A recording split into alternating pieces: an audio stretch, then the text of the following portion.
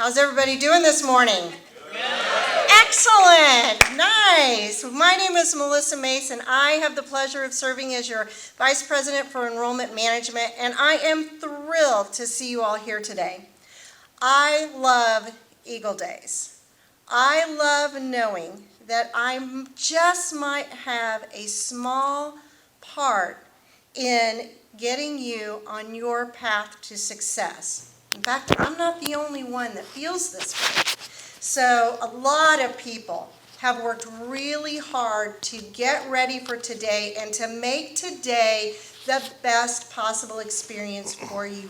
So if you don't mind, I'm going to bring some of them up to the front right now to introduce them to you. And here they come. So here we go.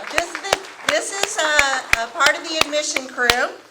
And I'm going to introduce them to you just so you can put a face and a name together. So, Senior Admission Rep Lexi Molnar. Woo! Liz Gonzalez, our Transfer Coordinator. Yeah. Wave, Liz. Give us a wave. Jasmine's not up here, so Jasmine Stewart is out front. Dawson Young, Admission Representative. Connor Sullivan, Admission Representative. Trudy Stein, St. Louis Area Admission Representative.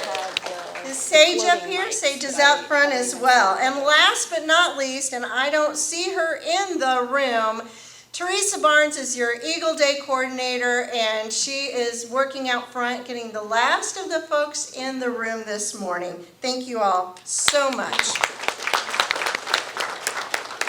So whether you have just graduated from high school, you're transferring from another college, or you took a year or two off before you started your college experience, today marks the first day of your collegiate career. So, to help kick this journey off, I'm going to give you your first assignment. Are you ready? Yeah. Oh, that was Thank you, Lexi. That was a D, people, okay? Are you ready? Sure. All right, we've got to a C. Let's try to jump the B and go straight to the A. Are you ready? Are you ready? Yeah. Thank you so much. Excellent. All right. Your first assignment is to make at least one new friend today. Pretty easy assignment around here. Maybe it will be someone with the same major, same interest, or maybe, just maybe, it will be someone with whom you never thought you would have anything in common. And while you're at it, I want you to identify at least one office on campus that will be helpful, useful to you. So maybe it's Residence Life if you're living on campus. You're going to meet Savannah. Maybe it is financial aid. Maybe it's academic advising and the Center for Learning and Teaching. Okay, there are all kinds of folks here to help you along your journey, and we want you to make that connection. And let me say this about Central. It is really easy to make friends here. Everyone is very welcoming because we want you to thrive here at Central.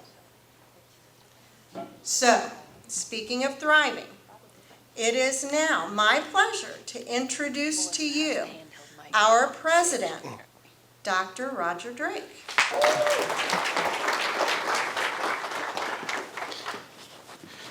Thank you. Thank you for that wonderful introduction. It's very generous. I know it's generous because I wrote every word that I wanted her to say about me. Students, welcome to Central. Welcome to what I hope with every fiber in my being are the greatest 4 years of your life. I have 3 very, very simple instructions for you. And if you follow these, I promise you, you will be successful. First, I want you to have fun. Now that seems kind of easy, right? The parents are just shivering right now. Like, we didn't pay all this money so they could just go there and have fun. Like, that's what your parents are thinking. But go with me for a minute. We have found that an engaged student is a successful student. Join things that you are interested in. There's over 70 clubs and organizations on campus. Join them. Join other things. Join academic clubs. If you're a marine biology student, for the love of God, join the Marine Biology Club. If you're a math major, if you are pre-med, there are clubs for you. If you want to play a sport, even if you want to play a sport at the reserve varsity level, do intramurals. Just get involved. Trust me, the data shows it all over the country. An engaged, involved student is a successful student. The next thing that you have to do is you have to leave here 4 years from now. You have to leave here prepared. You have to leave here prepared for a job that you don't know you're going to have yet. You young people are entering a world that's very, very different from the world that old men like me entered. It was very common for old men like me. We would take a job in a field. We would stay in that field and maybe even stay in that job until we retired. That's not what the research says for you folks. You folks, you young people, research says you will most likely be in 7 different industries. Not just 7 different jobs, 7 completely different industries in your career. How are you going to prepare for that? You're going to prepare for that now, over the next 4 years, because you're going to learn to think. You're going to learn to learn. You're going to learn to critically inquire. You will leave here prepared if you do your part. Our faculty will see to that. We have the most amazing faculty. I am so very, very proud of these people. Every year, students all across the country, freshmen and seniors, they take this survey called the NSSE survey, the National Survey of Student Engagement. And every year, year after year after year, our faculty rate at the very top in terms of faculty-student engagement. And in my mind, that's what colleges like Central are supposed to do. That's what separates the good colleges like us from the lesser colleges like us. How involved is that faculty member in the educational lives of the students? So the questions that go into that scale are questions like, have you met with your faculty member for a non-academic issue? Have you shared a meal on or off campus with your faculty member? We absolutely kill that. So students, if you need extra help, now, we have all kinds of services for you. We have an amazing Center for Learning and Teaching. We have all kinds of academic support services. We have student tutors. We have full-time tutors. There's people there to help you. But your most important resource, that faculty member would jump up and down happy for you to come to that faculty member and say, look, I just didn't get that last lecture. I would really like it if you could help me understand this. You're not being a bother to them. You are absolutely making their day. These are people, the faculty here are folks that in many, many cases could be making 3 times as much money as they make teaching if they were in their field of study.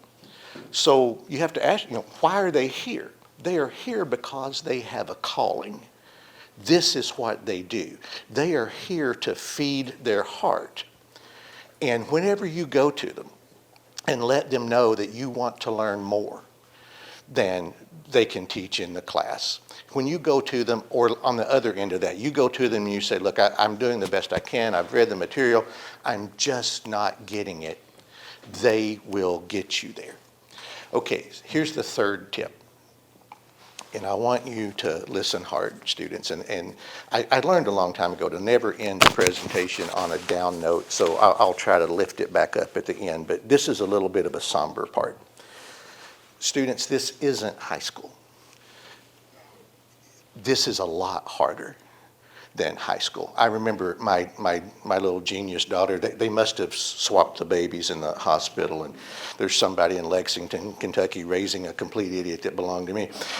But my daughter, she went to college, and her name is Annie. And Annie had never made anything except an A in her previous 12 years of school.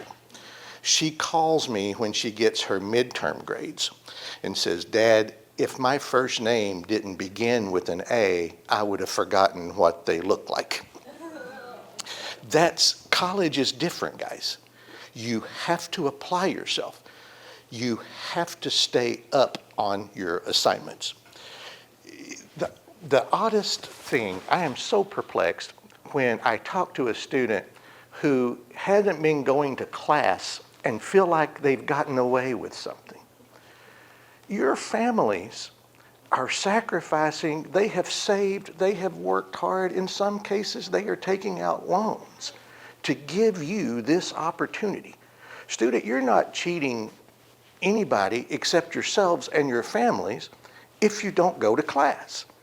You're paying a lot for this privilege. Take advantage of it. Don't cheat yourself. Second thing, stay on track with your assignments.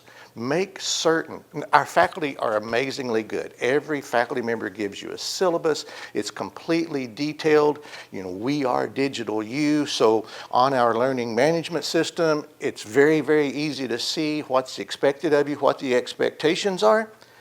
Don't let yourself get behind. It is so much easier to stay caught up than it is to get caught up.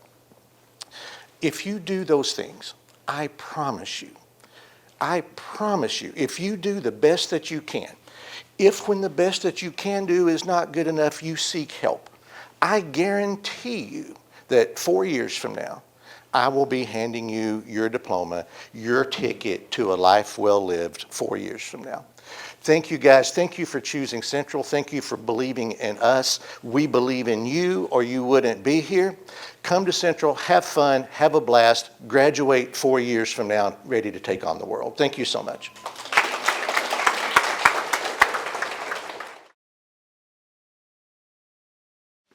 Thank you. Well, thank you. I've been introduced. It sounds like I show up to student rooms, wake them up, and do all the fun things on campus, which is part of my job. But like she said, I'm a graduate of 07. I spent a lot of time here. This is my 11th year here at Central as the Dean of Students or Vice President for Student Life. And my passion is helping students, is to help make sure that your students do what they need to do. So in part of that, we have developed the enrollment checklist. Students only. How many of you have heard of the enrollment checklist? Raise your hand. Is that all of them? All right, go ahead and put them down. Any parents, did you have a kid that didn't raise their hand? How many parents know about the enrollment checklist? I appreciate the honesty back there. All right. Can you tell that this is important yet? Get some head shaking. Has everybody had coffee this morning? Yes? No more? Oh, hi, Grace. All right. So, what is the enrollment checklist? It is your way to get here and be ready. We've put everything that we possibly can on this checklist. So here's a way to get to it. It's on your student tab. You can use it. You don't have to do it right now, but this is uber important to have done before you show up on whatever day that you are showing up. If you are coming for a drop and go date, if you are coming for an early arrival group, or if you are just coming on freshman move-in day excited, this is a way to keep the excitement and not stand in line. If you like standing in line, do nothing. Please don't do nothing. All right, let's move on to the next slide. So the fast track. How many of you like iPads? How many of you want an iPad when you get here? There you go. You think it might be useful? You're going to need it. Do you know what Panopto is? Do you know what Canvas is? Okay. You are going to need that device for some of those apps, for online books, for online assignments. Your instructor will do that. They're very, very, very important. So we give out these iPads, but guess what? We want something in return. The checklist done. Simple, right? That seems fair, right? you're kind of saying yes. Like both parents said yes. Are you a yes? All right, good. Baseball, got it. Coach Breland is eyeballing me right now. We're good, no problems. So if we can get this done, you get in line, you grab your iPad, you go move in, you're in and out. If you have to stand in line and go through each of these areas, admissions, the registrar, business office, because something isn't complete, it's just going to take more time. So we're trying to be as diligent as you can over the summer to complete these. Now students, your parents shouldn't be completing these. You're 18 years old, right? Are you all adults? I see some confident yeses, I see some maybes. We've got to get this thing done. So, do we have an example of a checklist, Savannah? Let's look at one. We're going to look at a live checklist. We have asked this person if we can use it, see where they are. So we're going to click on fall right here. This person is 63% done with their checklist. They've completed their application, they paid their deposit, and you can see the dates where it was done, their transcripts have been sent, they're registered for classes, they need to make their payment, which is pretty normal. Parents are waiting to figure out what the actual bill is. That maybe today you're going to find that out. You're looking for what's going to happen. But let's click on parking arrangements, Savannah. This person hasn't done that yet. It takes them directly to what they need to do. You click, you go, you complete. And then that will check that off and tell our offices that you have that piece done, and we'll send you the information you need for a parking pass or whatever it may be that you are working on. If for some reason you get hung up and you don't know what to do, right up there at the top where it says Office of Student Development, it gives a phone number. For that area, you call that office for those things. So if something doesn't look right, you're confused, or you just have a question, you can call that office. All those numbers are right there. I believe there's an option to email, but now, some of these check off automatically. If you fill out the housing application, it's going to say completed as soon as you complete it. The same does not happen if you fill out the FAFSA. It isn't just automatically completed. Well, why is that? Well, it takes days to process that, right? So it's going to take 2, 3, 4 days for the office to get that in from the federal government, and then we will check that off for you. So yes, it could take a few days, but some of them, I think they're noted with an asterisk, right? Yes, like help information. Does that make sense? Questions about the checklist? On a scale of 1 to 10, how important is the checklist? 10. Most of the people up here knew it. Everybody in the back over there on the left, they got it? Is it 10? Can I get a show of hands? Got in the hat. 10?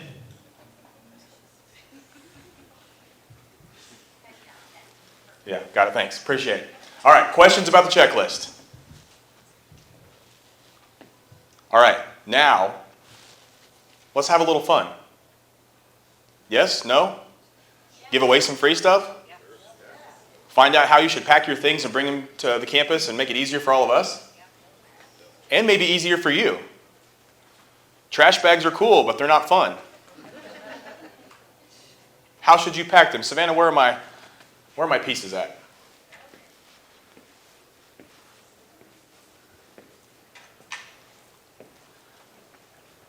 I won't make you Vanna White this. Has everybody met Savannah? Hi, Savannah. She is probably one of the biggest resources that you will have for student life. Housing, discipline, if you should have to go through that process. Let's hope not. But if you have housing questions or where you're going to be or those kind of things, Savannah is your person. Now what she has brought me are packing cubes. Everybody know what a packing cube is? We found these a few years ago. A student brought them in. They were packed nice and neatly. They had their name on them. Absolutely amazing. So we have 6 sets, there's 2 in a set, to give away. And you might be asking, how do you get them? Ask a question. There you go, thank you. How do you get them, he says. You ask a question, you converse, you engage with me. I'm not going to make everybody stand up and do jumping jacks to get motivated. We could. I see a lot of people not making eye contact right now. But I'm looking for engagement. This is a Q&A session. We've got just a few minutes here where I want to answer questions that you might have, and I want to reward you for asking questions because I'm sure a question you might ask, somebody back there maybe doesn't want to ask that question. And when we don't have questions, I'm going to tell you about things that we see every year. For example, Show of hands, students. Can you boil water in plastic Tupperware? Does anybody say yes? Put your hand down, Lexi. One thing you will learn about me is I don't ask questions that haven't happened before on this campus. We had a student try to boil water in plastic Tupperware and didn't understand why we were frustrated about that. Because it burnt it into the stove. Water wasn't the big deal, but the plastic on the burner that we had to replace didn't work out well for us, right? So, boil water in what? A pot. Like a metal pot, like one you can get from Walmart, Home Goods. Perfect. All right, so who has my first question? There was a quick hand. Can I get... I'm gonna trade you out. Right back there. We have multiple mics. Can everybody hear me? All right, go ahead with that question. I just want to make sure that you have to pay for parking for both semesters, correct? All right, do you have to pay for parking for both semesters? Yes. When it goes on there, it will show that charge on each semester. When you apply for parking, like we showed you in there, you can click both semesters and it will automatically do it. You do have to fill that form out each year, but each semester you don't unless you have a big change or you need to talk to campus safety about a different car, a different tag, or if something's going on. Thank you. Perfect, thank you. Who else? Right here in the blue is up first.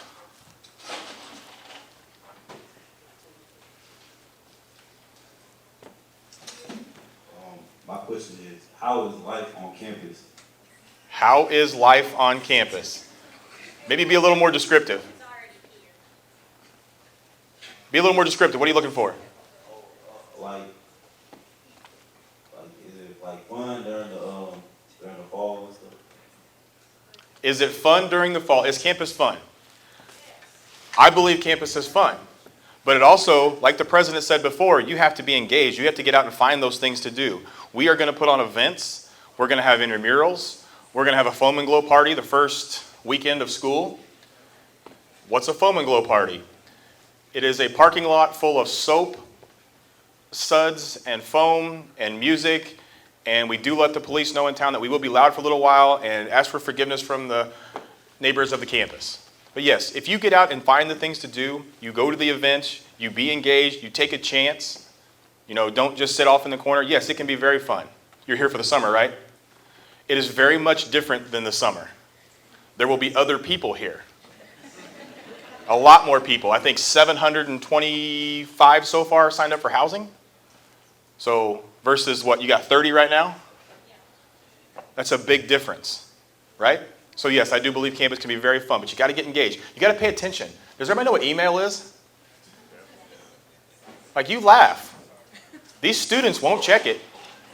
It comes directly to their phone like a text message, and they will ignore it like it didn't happen. And then when I do text them from our watermark system, they might respond. But then when I go track them down the dining hall and say, hey, I've done this. Oh, yeah, I saw that. You couldn't respond? Now I feel a little way about it.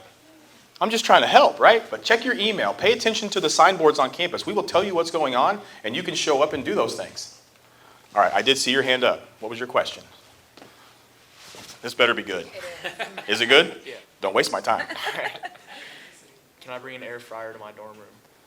Can I bring an air fryer to my dorm room? Yes, you may bring an air fryer to your dorm room. The only thing we don't want you to have in the dorm room is an open coil. So like the old hot plates. Students are probably like, what's a hot plate? Don't want those. So if you can see a red glowing something, like a toaster is an internal red glowing if you're actually looking in there at the toast. But yes, you can have an air fryer, you can have a toaster, you can have a microwave. On this campus, SGA supplies air fryers, microwaves, and stoves to the res halls and those kitchens. So there is one to use. It is a community air fryer. Sometimes it is what it is. The RAs do try to take care of those kind of things. But yes, if you want to have one in your room because you need chicken nuggets at 10 p.m., by all means. Is that what we're cooking? Or we got something else? You got anything good? Both. What's both? We only said one thing. A little bit of everything. Okay. All right. I see your hand right here in the green. I'll bring it to you. So what was the most memorable time you had to like go get someone?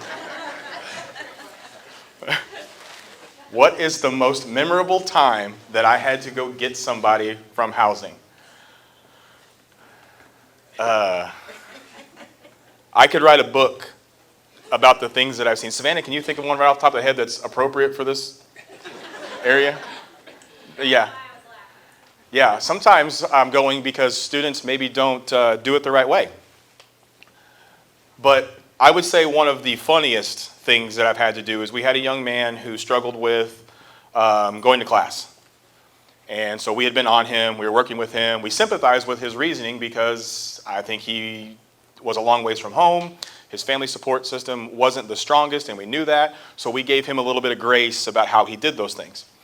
But it got to a point where it was like the third time I had said, "Why aren't you in class?" Because I saw him in the dining hall when he was supposed to be at class. So I'm paying attention to this. So the next day, he doesn't go to class. We get a notification from the instructor. It's during the class. It's like 9 or 9:30. Well, what do? I love grabbing my keys and just going and find them. So we go to the room, knock, nobody answers. I knock again. We announce that we're going to come in. Like, nobody answers. We go in. He's asleep in the bed. Now it's time to have fun. Hey, Billy, or I forget what his name is. No answer. Tap him again. No answer. So I grab his foot and I start moving his foot back and forth, and he freaks out. He jumps up out of bed. Of course, he's in his underwear.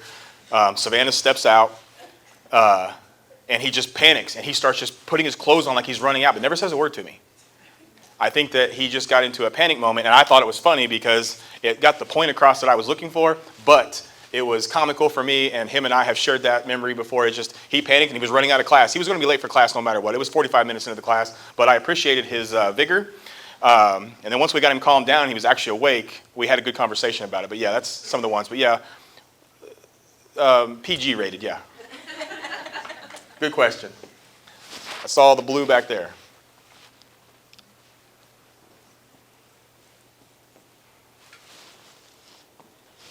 How do we join Greek life here? How do we join Greek life here? It's very simple. When you get here, there will be a schedule of rush dates. Rush dates are when you get to go meet whatever fraternity or sorority that you think you want to be a part of. You go meet those people. You hang out with them. It doesn't mean you're joining. You can go to every single rush you want. Take all the free food, get the free waters and sodas and whatever they're giving out.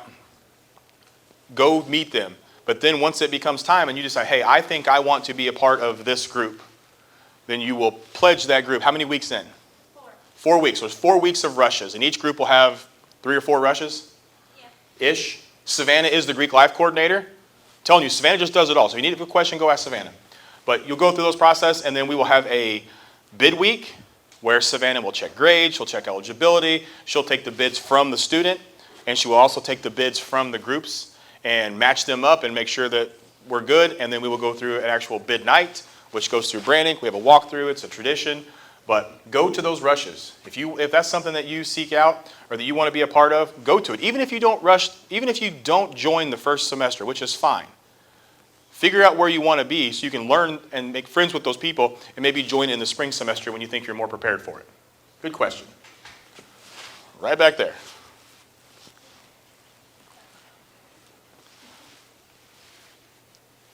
Do we get like Apple Pens and keyboards with our iPads too, or is that something we need to buy on our own? Do we get Apple Pens and keyboards with the iPad? Apple Pens, yes, come with it. Keyboards, no. But what we recommend is once you have the measurements and you know what that iPad is, do we know what that iPad is for next year? Yeah, 11th Gen. Okay, it's an iPad 11th Gen. So you can look that up on Amazon and you can find a keyboard for anywhere from probably $20 to $200, whatever it is that you're looking for. But the Apple Pen will be with it whenever you get assigned that iPad in August. Good question. Right there.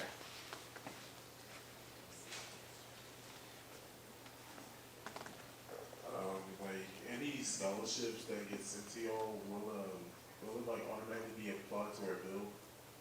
So scholarships that are sent to us from an outside agency will be applied to the bill. Yes, once we receive them, they will be applied to your bill. If there's any questions about it, we will reach out to the scholarship recipient or to the provider to make sure we have it in the right place. If there's ever a question, you can talk with admissions or financial aid, and they can help you with that. But yes, we try to apply those directly as soon as we know that they're here.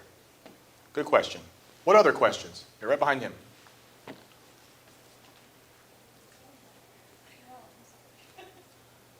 we allowed to bring cooking knives? Cooking knives? Describe your cooking knife. Like chef's knives or stuff to cut chicken or steak if we make food? Like one? Yeah, we don't have an issue with knives for that purpose. We do like to keep the blades under 4 inches for something that is being utilized, and we probably don't need a bunch of them, but no, we don't have a problem with you cutting up your chicken or doing those kind of things as long as it's done safely and not outside of the room. How many? Right here. All the way in the front. Actually, 4th row.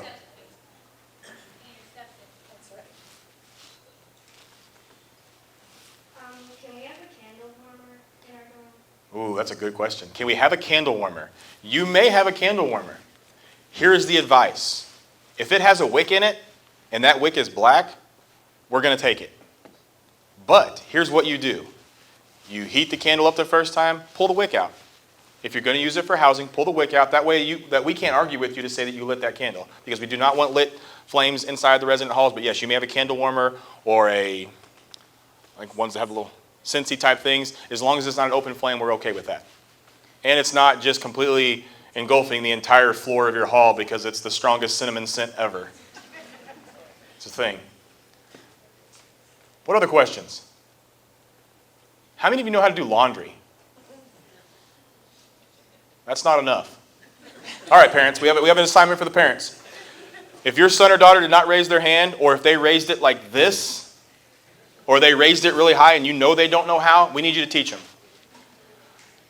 When it goes into the dryer and gets done, we don't have automatic folding dryers. It's way too expensive. It's not an add-on that we put on there. You have to teach them that if you fold it, it won't be all wrinkled, because we can tell who you are. You basket kids, or the ones that leave it on the bed and you sleep in it, because then it's warm the next morning, right? I joke, but we will walk into laundry rooms and there will be a pile of clothes sitting on the counter because somebody forgot or didn't prioritize it because other people are trying to use it. They're just going to set your stuff up there and it's going to sit there for a while. So make sure you take care of your laundry. So we have what's called Pay Range on our campus. It's like Venmo for laundry. When you have that app on your phone, you or your parents or whoever can add money to that, kind of like Venmo.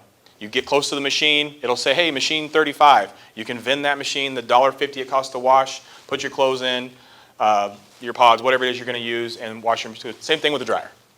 Now, who knows what an agitator is? Ooh, not as many. I see one. Agitator. Put it in your phones, look it up. Agitator. It is the piece in the middle of the laundry or the washing machine that moves. Right? Clothes don't go above it. It's very simple.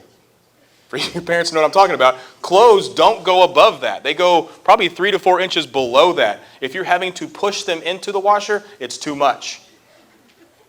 Have we flooded yet this year? This summer? All right, guys, you're doing well for the guys here for summer. Don't jam it in there. Don't try to do more because you think you're saving money. All you're doing is, one, you're not washing your clothes because it's not getting to it all, and you're going to cause a belt to burn out on that washer or dryer, and you're going to cause a flood. So don't shove it in, right? Do you do your own laundry? No, you don't. What other questions? Bethany. What do I use my student ID for, and what do I do if it stops working? Okay, what do I use my student ID for, and then what do I do if I lose it or it stops working? Your student ID is for you to get into your res halls. Parents, you like safety? Yeah, we all do. So there's 3 forms of safety to get into res hall. That ID card is 2 of them.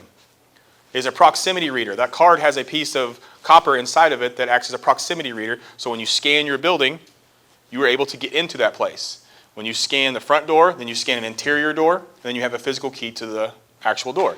That card is also used for who likes to work out, right? We have a 24-hour fitness room down in the rec center.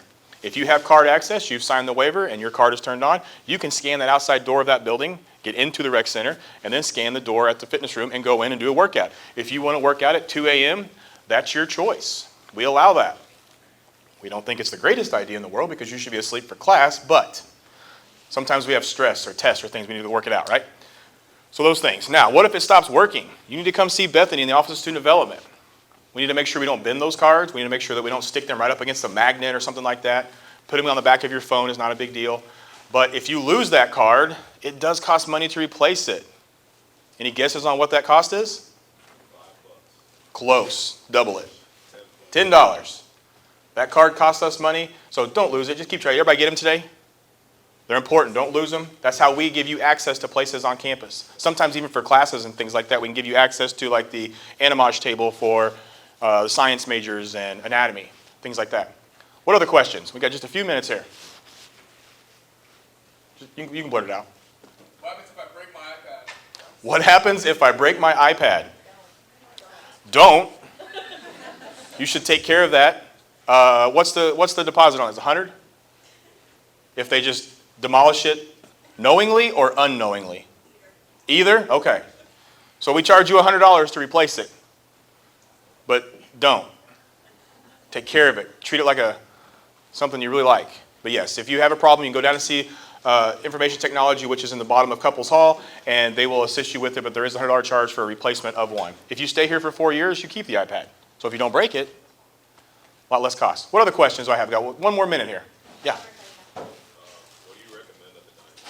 What do I recommend in the dining hall? Well, I eat it there every day. So our dining hall is an all-you-can-eat plan right now. It opens up at 7 a.m. and it closes at 7 p.m. You can go in 36 times if you want to. I don't think that's a good idea, but you could do that. You could go in there and grab a cookie or a drink and just study. You could sit in there and watch the 100-inch TVs that are on the wall. You can just hang out with friends, but you can also go in there before class, grab a banana, and decide after class, I want some fruit or yogurt. You can go in and do that. What do I like in there? I like the chicken parmesan, and I like a good salad. But the Mongolian grill is hard to beat as well.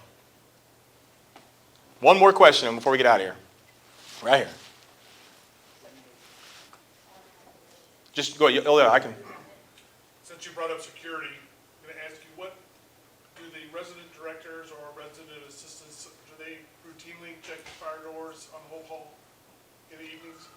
Do you have a reason why you asked that? Well, I attended here in the 80s, and so I know a little about that.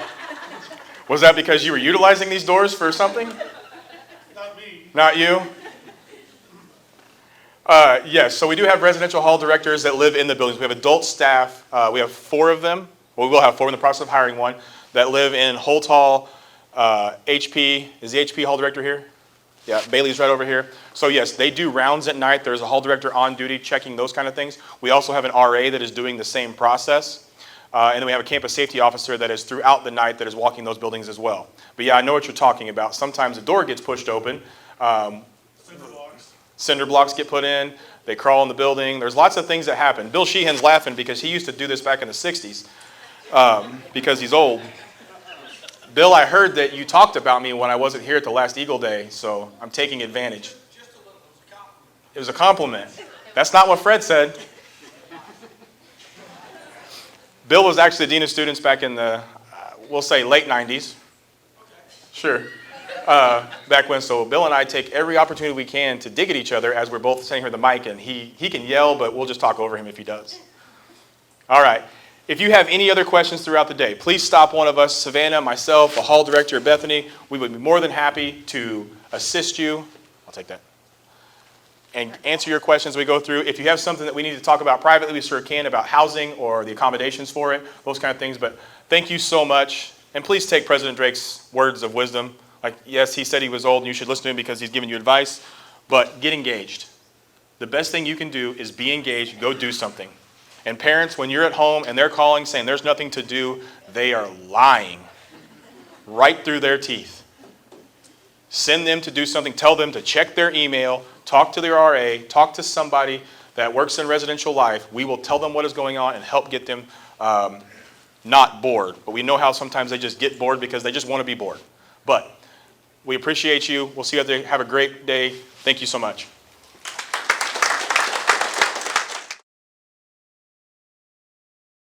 How are we doing this morning? Oh, look at the excitement out of everybody today. This is good. I love it. Well, today we are the business office and financial aid. My name is Dylan Harper. I am the director of financial assistance.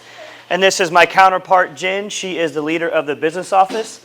We are going to see you later today in the checklist fair. So this is just going to be kind of an overall high view of financial aid, business office, how all that kind of correlates with your student while they're here with us at Central Methodist. So without further ado, take it away, Jen. Okay, we're going to try this one again today. It's a little scary. Good morning, everyone. So like Dylan said, I'm Jen. I'm with the business office, and I am either the most loved or most disliked office because we deal with two of your most important things, your kiddos and your money. So the business office, we are located in Brannick Hall, which if you go out these doors is just over to the right. Office hours Monday through Friday, 8 to 4. And all of the stuff that we'll go through here today is going to be in the financial planning guide that you guys get later today, just because it's going to be a lot. All right, so student billing statements. We send out monthly statements each month. Estimated statements start in June. You'll also receive one today. And after classes have started, you'll receive an actual posted statement. So we make sure that billing has been verified, and then we post everything. And we'll send out those new statements or the posted statements with the confirmed charges, just because it could be there is a lab fee that's added or something like if they change their schedule. Students can look at their billing statements through their MyCMU account. Their MyCMU will have lots of information on there that will be resourceful and helpful. Tuition and fee payment deadlines. So the fall payment deadline is July 31st. We don't need the payment in full by that date. We just need to know what your intentions are. Spring semester, January 2nd is that due date. And again, we just need to know prior to the semester what we're doing for the payments. The payment options for the tuition and fees. So we try to make it so it's feasible for every family because every family is different. Every financial situation is different. We have lots of different options. The third party, so if it's VA or Voc Rehab or outside scholarships, 529 plans, Nelnet payment plans, so those automatically come out of your account each month. The one-time payments, you can set that up through the student's MyCMU account. And then in office, we do take cash or check payments.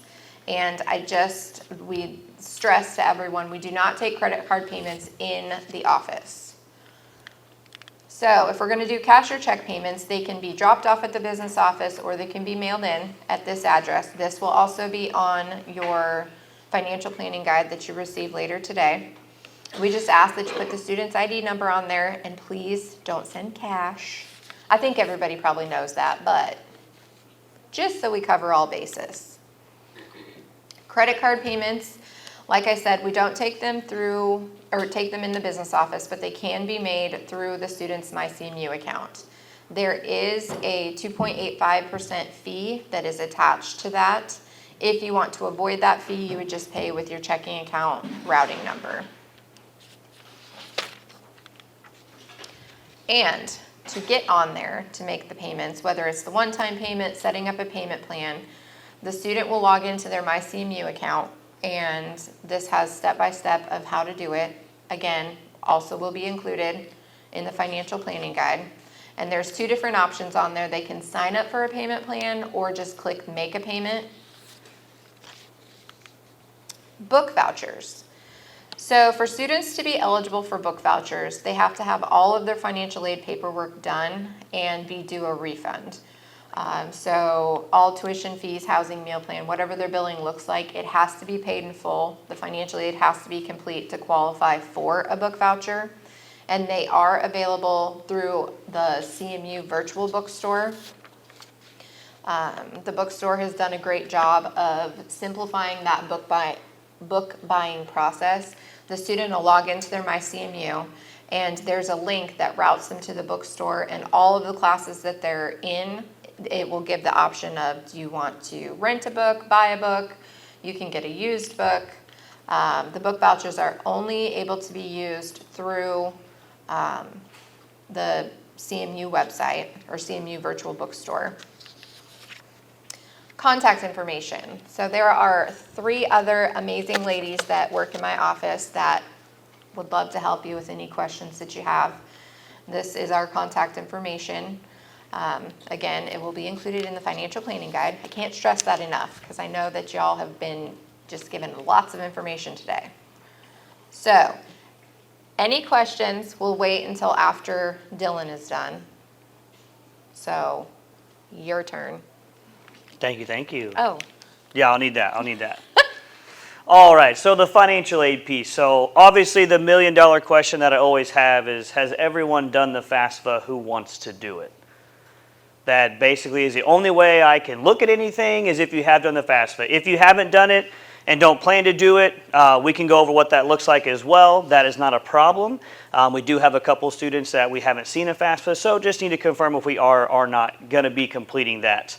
But the financial aid piece of it, everything that we can offer in terms of financial aid is going to come directly from that FAFSA completed. Our contact information, we kind of run the exact same hours as a business office, so we are also open 8 to 4 Monday through Friday. We are not located in the same building though. We are actually on the first floor of Holt Hall, which is right next to admissions. So if you did take a campus tour, you probably most likely walk by our office in some capacity. We try and stay hidden and quiet as much as we can, but we're there. So what is financial aid? So at a high level, the federal aid, you're looking at the Pell Grant, the subsidized loan, the unsubsidized loan, and that direct Parent Plus loan. That'll come directly from the FAFSA. Some of the other pieces of your overall package, like your institutional aid, any outside scholarships, any private or outside loans, Missouri state aid, if you are a Missouri resident, that's going to be kind of the non-federal aid side that we'll kind of distinguish. So this example of a cost breakdown, hopefully during your campus visit or with your admissions rep, you have seen this in some capacity. Where we kind of fit into this whole cost breakdown is towards the very bottom, where we look at what's your total billing, what is your total scholarship package, what is the federal aid that you can receive, and then is there a gap between, the aid you're receiving and what your bill is. So we kind of live in that gap to find out how we can help to kind of close that gap. Or if there isn't any gap, most of the time you don't have to speak with us. So that gap as a whole, the first option that we kind of look at outside of what the student can take out from the FAFSA is the Parent Plus loan. That's kind of the first option that a lot of parents will look at just because it is still that direct unsubsidized loan. It has those deferment options just like the student has for their loans. And it's kind of the easiest to kind of get approved for.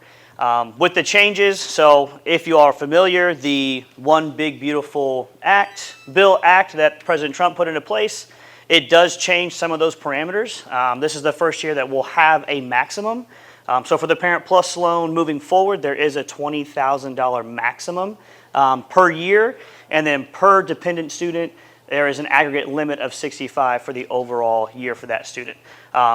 If you have 2 kiddos in college, each kid has their own yearly max and aggregate max. So don't think that it's just everybody all at once if you have 2 kiddos kind of at the same time. The other options that we look at outside of Parent Plus loan is kind of going that non-federal aid or those private student loans. There are hundreds and hundreds of options out there, depending on interest rates, depending on deferment options, payment options. So the only thing that I always stress if we are looking at the private side or just any outside loan, just do your due diligence and kind of researching what those kind of main parameters look like.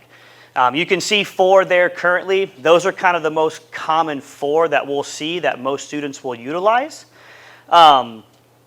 That technically is a loan in the student's name, but it will require a cosigner, which is where kind of the parent, guardian, anything like that will kind of come into play for that. All right, outside options. So the biggest one that we love to hear is outside scholarships. Hopefully your kiddos have been hunting down outside scholarships as much as they can.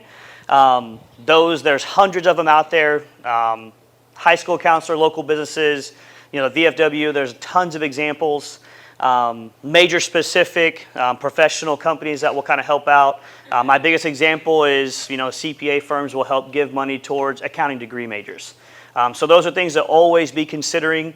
Other places to look, a lot of people don't think to ask their employer what kind of benefits there might be for my kiddo going to school. Veteran benefits are a big one, those professional organizations. And then there kind of are the top 3 scholarship engines. Also on our website, we've got about 15 links to outside scholarships that you guys can look at. Missouri Residents Scholarship Central is a really big one. That is a state of Missouri kind of specific scholarship, outside scholarship search engine as a whole. And it's got, I kid you not, probably thousands of scholarships that are on there. Work study. Usually it's a main question that comes up. So when your student is packaged with all of their aid, scholarships, etc., we don't pre-package work study because we don't put a limitation on what they can earn outside of just what the FSA guideline is of 20 hours a week for 15 weeks a semester. How that kind of works there, we have to confirm if you are going to complete the FAFSA or you're not going to complete the FAFSA. You will meet with Career Services there in the checklist fair. We use what's called Handshake. And so your student will kind of create their account. They'll get in that Handshake, and then if they would like a work study job, their application will be sent directly to my office.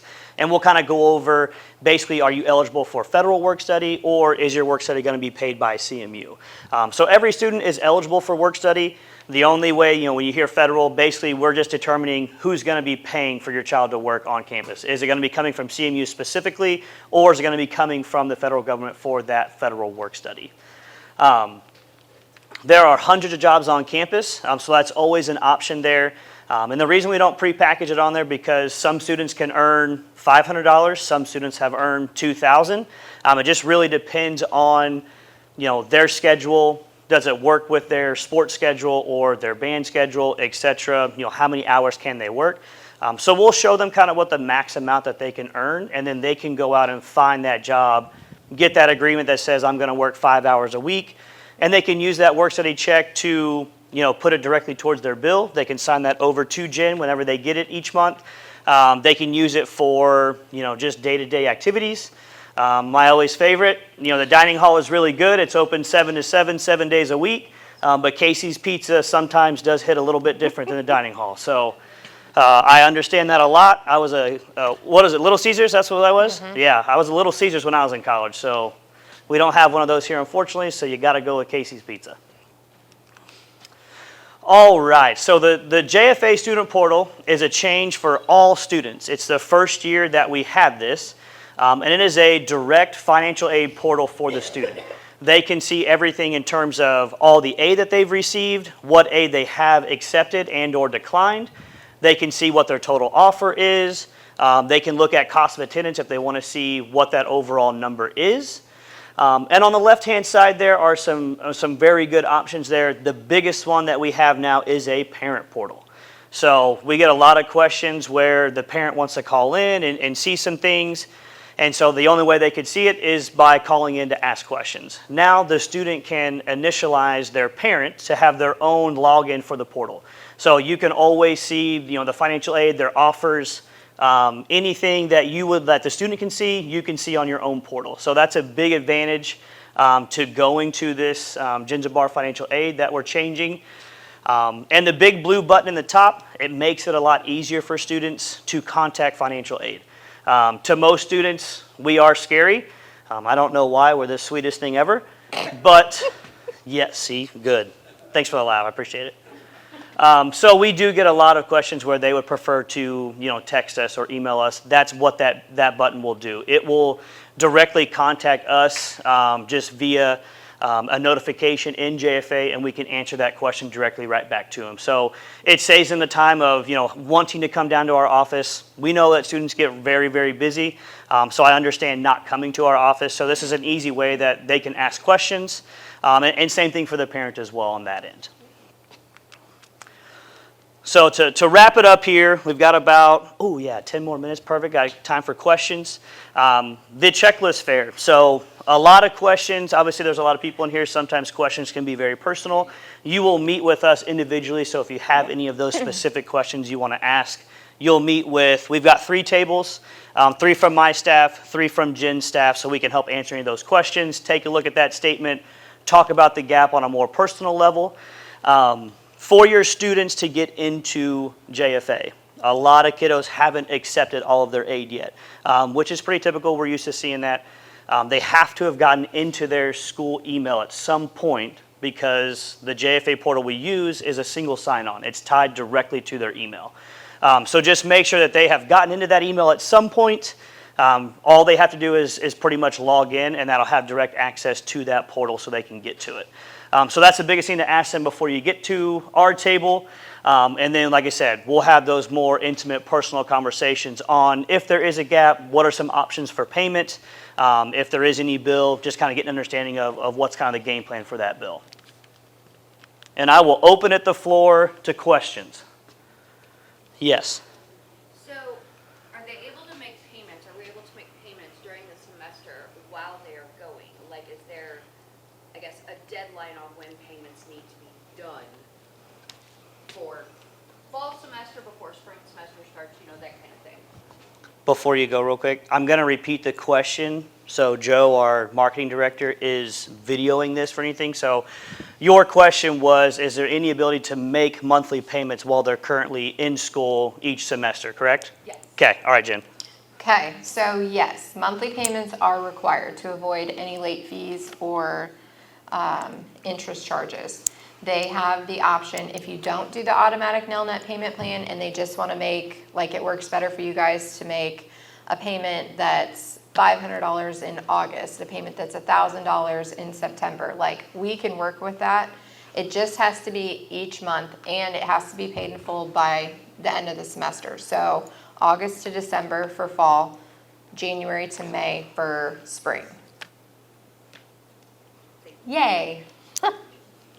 Good question, good question. Mm-hmm. Any other questions? Yes. Sorry. So we set up our payment plan, but we have some outside scholarships coming in that aren't there yet. So I know it's an estimated payment. If for some reason we have overpaid at fall semester, can that roll towards spring, or does it get refunded at the end of the semester? So the question was, they've already set up a Nelnet payment plan, but they know they have some outside scholarships that have yet to be received by CMU, and so they're asking if that would roll over to the next semester or be refunded. And Jen, take it away. Woo! So you have both options. If you want it to be refunded during the semester, we can refund it. It will go to the student. Okay, if you don't, then you would just send an email. It have to be in writing. Can we please move this dollar amount to the spring 26 or 27? 27 semester. Good question. Anybody else? Ooh. Yes, sir. The federal loan, the $5,500 that pretty much everybody gets. Yeah. Do we apply for that with you guys, or do we have to go to one of those other services to get, where does that money come from, I guess? I don't get that money. Yeah, so the question was the $5,500 in loans that they qualify for, how do they receive that? So to answer that question, when you complete the FAFSA, that is getting that loan option. And so as a freshman, they're qualified for $3,500 subsidized if there's need, and the $2,000 for unsub. That is applied directly to their account, and so once we have the FAFSA, that is us offering that to you, and then you have the decision if you want to accept that loan or decline that loan. If you accept it, we apply it directly, we request it from the federal government, and we apply it directly to the account. So we just say, yes, we want it, Yep, yeah, so when your student's in their portal, there's gonna be those two options to basically accept, decline, or lower the amount. And so once they accept it, once we confirm that they're participating in classes, we will reach out, usually it's about the end of August, to grab those funds and apply them directly to your account.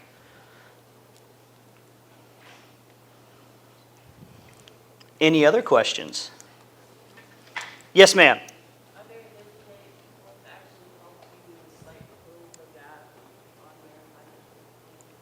So the question was, is there any dedicated individuals to help close the gap? So in terms of dedicated individuals, so my financial aid office is built of 7 different individuals, so we can definitely help have that personal one-on-one conversation to help with the gap. So once you are at the checklist fair, we can have that conversation on this is the gap, what are some options that we can look at, and how we can kind of close that gap and see if there's any changes in scholarship opportunities, work study opportunities, outside loans, etc. But yeah, there is someone who you can talk to individually to help with that. Yes, sir. With the job, so they're not working 40 hours a week? So What about taxes, like, or social security taxes and things like that coming out of their check? So question was, they're not working 40 hours a week in terms of the work study position? Yeah. So yeah, so basically the federal student aid, their guideline is we cannot let any student work more than 20 hours in a week. So no matter what, they will not work over the 20 hours. And then Jen can probably answer the question on the taxes being taken out. They do, I don't know what that looks like, I don't think it's very much, but they do take out the state and federal. Okay, social security and all that good stuff. I don't know if it's everything. I would have to look at a check, but if we're over there, I'll check when I go back to my office, and then when we go over there, I can let you know for sure.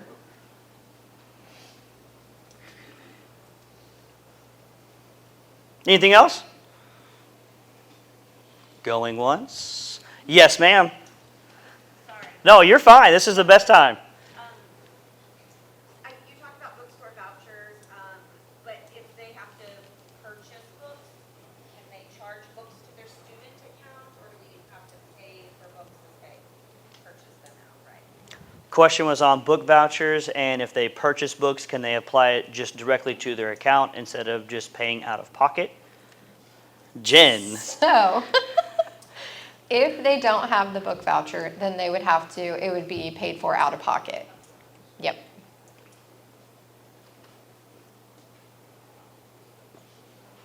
Yes, ma'am. I'm lost, what is the book voucher? Question was, what is the book voucher? And guess what? Take it away, Jen. Okay, so the book voucher is the excess funds that a student has once their tuition and fees are paid for, whether it's from the federal loans, outside scholarships, an overpayment that was made on the account. Prior to the semester, we go through and review every student to see that they've accepted their aid, that everything is covered, paid for. If they have a credit, we will upload it for the student and send them an email saying, hey, you have funds that you can go purchase your books. And then whatever they don't use is sent back to their account and would be processed in a refund to them. Leads me to a second question. So like the Missouri, we have another daughter in college, so like the Missouri Access Grant, I know they're always late. Like very seldom is that done on time at the beginning of the semester. So when that comes later into the semester, is that applied then and your payments are adjusted? Or is it something that you end up getting a credit and it can roll over to the next semester? So the question was in regards of the Missouri Access Grant coming in late, and how does that credit work? As far as Missouri Access Grant, so once we have the FAFSA and we can confirm that they meet all the parameters, that Missouri Access Grant is already on their account as pending. Yes, do we actually have the funds? No, because we have to go in and basically certify that they are participating and then reach out and request X amount of dollars for everybody. But the nice part is because of those parameters, we can already have it on the account as pending aid, and they can utilize that to see, okay, based off of all this aid, you're going to have a credit of $1,000. we can go ahead and give you a book voucher, even though we may not get the Missouri Access Grant until mid-September, the actual physical funds. All right, we probably have time for one more question. I'm getting the 1 minute sign here. I don't want her to yell at me. All good? Well, thank you. We will see you guys in a short hour. Yay! Don't forget your phone.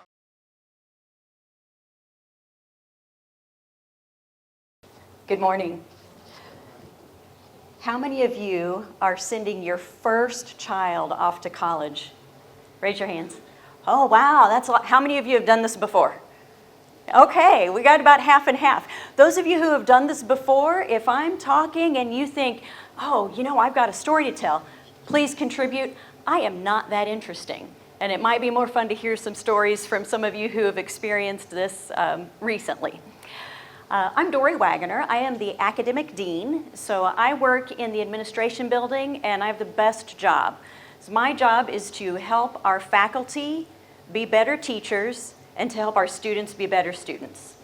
And it's 98% of the time it is really fun. I also deal with academic misconduct. That is the 2% that is less fun. So hopefully I won't meet your students because they got reported for academic misconduct. I'll just meet them learning as they're being successful. Your student is heading off to college without you.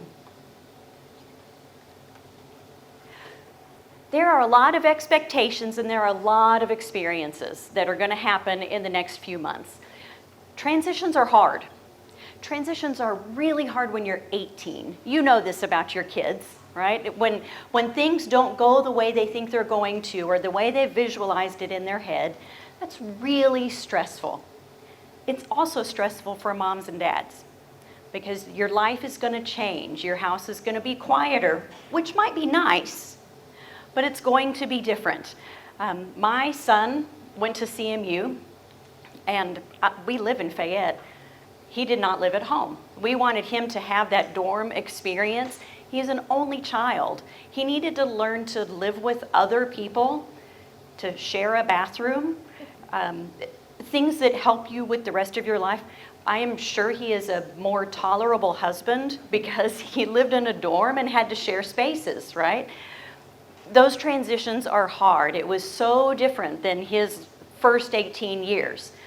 And the role for my husband and I is to listen to him talk about those experiences and then to say, have you thought about this? Have you talked to this person, right? We can't solve the problems for him, but we can try to steer him in the right direction. And that's what you can do for your kids when they come to school. You can't solve their problems. They need to start solving them on their own. And if you can just give that calm advice and say, have you talked to your advisor? Have you talked to your coach? Have you talked to your director or your RHD? Those are the things that you can do that will make it much easier for them. Social media shows everybody's most glamorous life.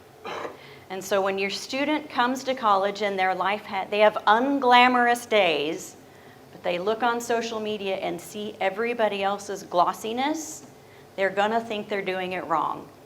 Remind them that social media is not reality. Because they see those things and they think they are less than. It's not true. They all struggle. They all have great days. I went through it with my son. I went through it as a faculty member. I go through it now. It's an exciting and stressful time. And it's so much fun to watch them grow. And I think you're going to enjoy that. College courses require a level of autonomy that most students do not get when they're in high school. In high school, you get them to school. They sit in a classroom. They listen to a teacher. They do some activities. They learn. A bell rings. They get up. They move. They do the same thing. A bell rings. They get up. They move. Right? They do that through the day. School is over. They've got practice. They've got rehearsals. They've got that kind of thing. Hopefully they get home and maybe you get to have a meal together, or they've got another game, or they've got something that they have to do, right? But somebody is always helping them get to the next spot. And if they miss a day because they have a golf match, it's okay. The next day, the teacher's going to say, hey, you were gone for that golf thing. Here's the homework you missed. Here's the quiz. They're going to take care of them. We do not do that in college. They are responsible for those things, and that is a challenge for a lot of kids. But we have resources. They're going to have Canvas. That's our learning management system. And their homework assignments are going to be posted in Canvas. They all have email. We all have email. If they're going to miss a class, they can email and say, hey, I noticed we're supposed to have a quiz the day that I'm gone for this golf match. Could I take that quiz early? What arrangements can we make? So they have to be proactive in a way that they've never had to before. And that is one of the biggest challenges for our incoming freshmen. Sometimes they get to midterm and they're a little bit surprised by their grades. And it's because they haven't been proactive. I will tell a story on myself. This was a huge learning moment for me. When my son was a freshman, he was taking RL 122, Religion and the Human Adventure. And my son grew up in the church, and we talked a lot about religion. We talked about other religions. It's just part of the culture of our family. I also know his professor and how he sets up the class. There was no reason for my son to not get an A in that class. Okay? Because of my role, I can see everybody's grades on campus. I should not have done this. I went at midterm and I looked at my son's grades. I didn't ask him what his grades were. I went in and looked, and he was getting a B in RL 122. For some classes, a B is a really good grade. For my kid, with his background and with the professor he had who lays things out really clearly, he should not have been getting a B. And so I said, hey, what's going on? Why do you have a B in RL 122? He said, I forget to take the online quizzes. I'm like, oh, okay, right, because this is totally different than high school. The quizzes for that class were due at 11:55 p.m. because that was the default time. And in the way it gives the kid they've got all day to get this done. He would forget to do them. And I said, you're in luck. I happen to know that if you go and talk to your professor, he will open those quizzes for you again and let you take them again. And this was a proud moment for me. After I felt, knife to the heart, he said, Mom, I am not groveling for a grade. I made a mistake. I will fix it. I will get the grade that I earned in the class. I teared up a little bit, and then I went, oh, wait, this is how it should be, right? He is owning his mistake. He is learning from it. He doesn't need me to push him through that process, right? So listen to your kids. Let them make mistakes. Their faculty are here to help them make those mistakes and remind them that they have those responsibilities. Here's another funny story. I had a student one year, this is not my son, and I was her advisor, and she was failing a couple of classes. And I looked at her high school transcripts. She should have been doing okay. She had the academic background to be successful. And I said, so what's going on? Why are you struggling in these classes? And she said, well, I have trouble getting my homework done. So let's plan a time to do your homework. And she goes, no, I have a time planned, but I plan to go and do my homework at 1 o'clock every day, but I go to my room and I just always fall asleep. Thank you for nodding. I said, okay, we can solve this problem. Don't do your homework in your room. Go to the library. Sit on the 3rd floor. It's quiet, but there will still be people around, so you're not going to fall asleep, right? It's those simple things that we need to help them with. And then she ended up passing those classes, and it worked out. So when your child calls and they're struggling, or if you can see their grades, let's find a solution. If this isn't going well, that's okay. Let's find a solution. There are a lot of cycles. Some students come in and they're outgoing, they're super organized, and they are successful from the beginning. And then they get tired in the middle of the semester because it's a lot to get used to. And then maybe they pull it together by the end. Some students come in and they are scared to death. and they won't leave their room, right? They might eat ramen noodles a lot because they don't want to go to the CAF, because the CAF is kind of intimidating, right? You walk in and there's this sea of people and you can't find the forks, and it's which line do I stand in to get what kind of food? And so they struggle from the beginning just because they're scared. Some students do great, and then you get to finals week and they're like, oh, wait a minute, I have to remember all that stuff from August for this test, and that sends them into a panic. I'm not sure which one of those types your child is going to be. You might already know. Just be ready, all right? When they hit that low point, tell them it's okay. Everybody has those low points. And like was in the video, some of those seniors said, just relax, you're going to figure it out. And then my favorite one was study more.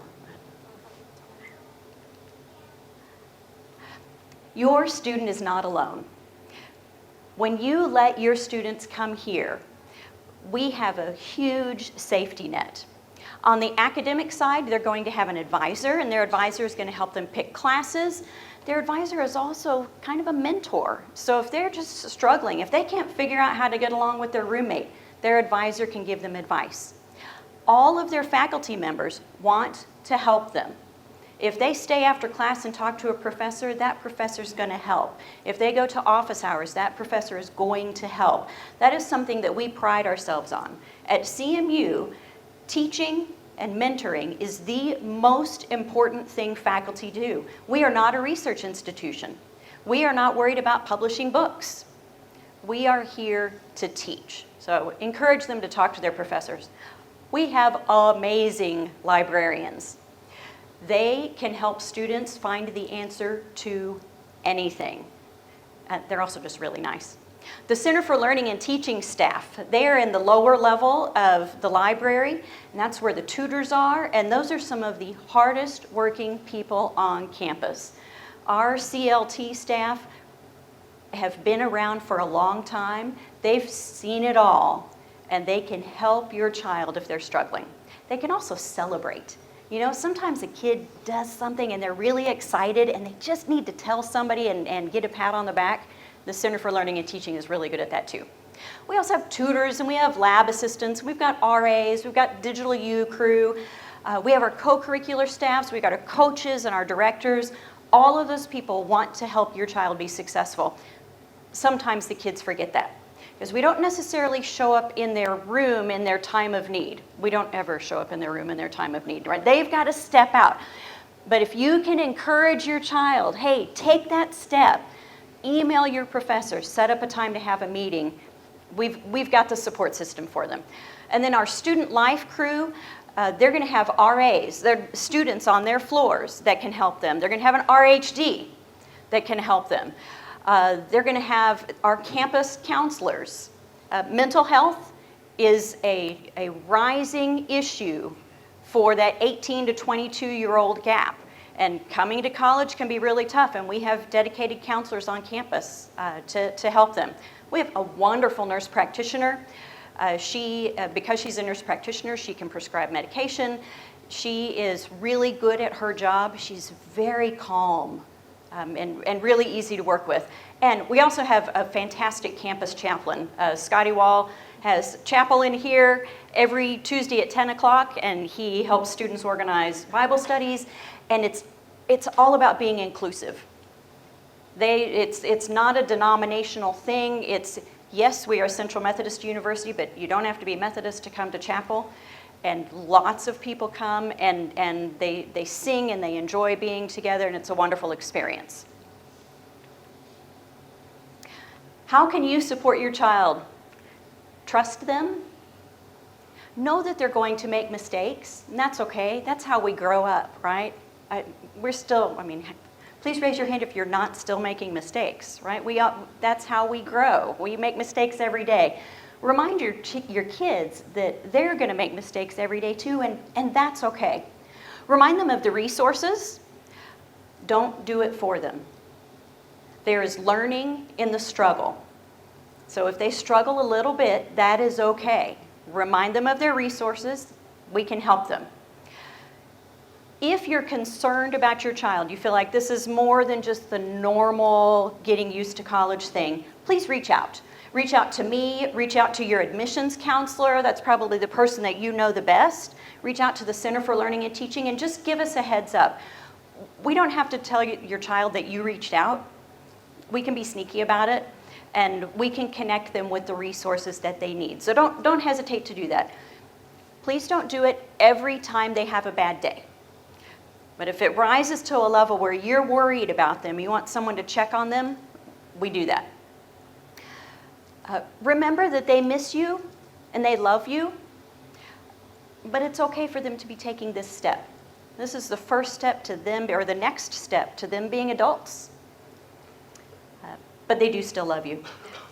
When they call, especially if they're a little bit sad, don't be too excited for yourself and say, hell yeah, I'm making your favorite meal tonight.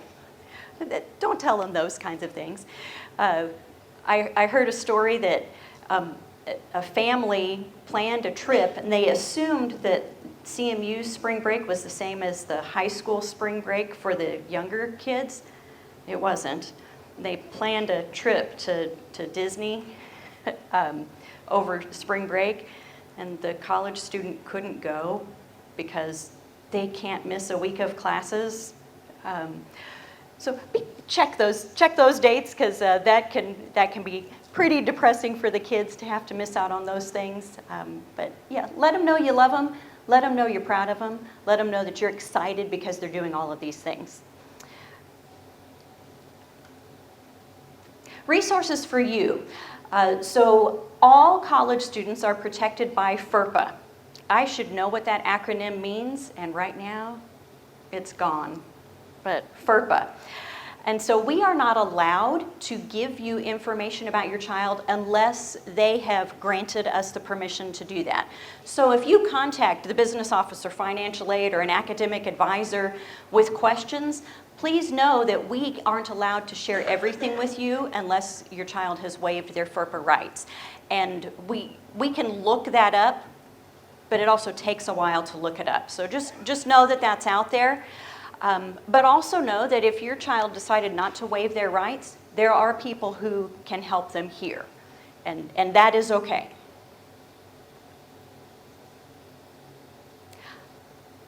This is the mushy part of the day.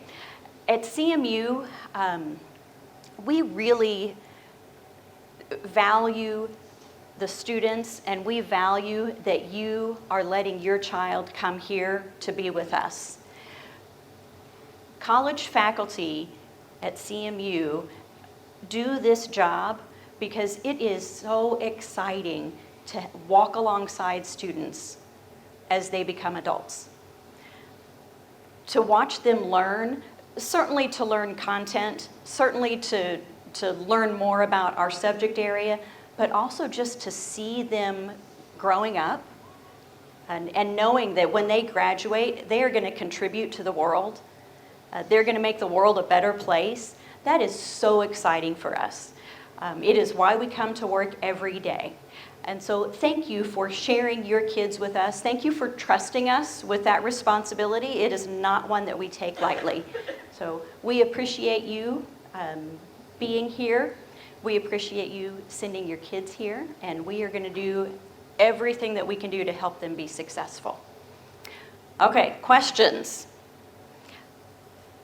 I went to CMU back when it was still a college, and then my son came here, and I have taught here, and now I'm an administrator, so I know a lot.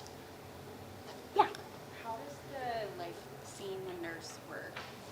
So if you need to see the nurse practitioner, you can send an email, or you can just walk to her office. Now, if she's busy, the door's going to be shut, but there's a waiting room, and you can sit and see. But so if you can make an appointment, that's better. But if you're really sick, you just walk down there. It's on the second floor of the Student Center, one floor below the cafeteria. Is it included in tuition, or how, Yes.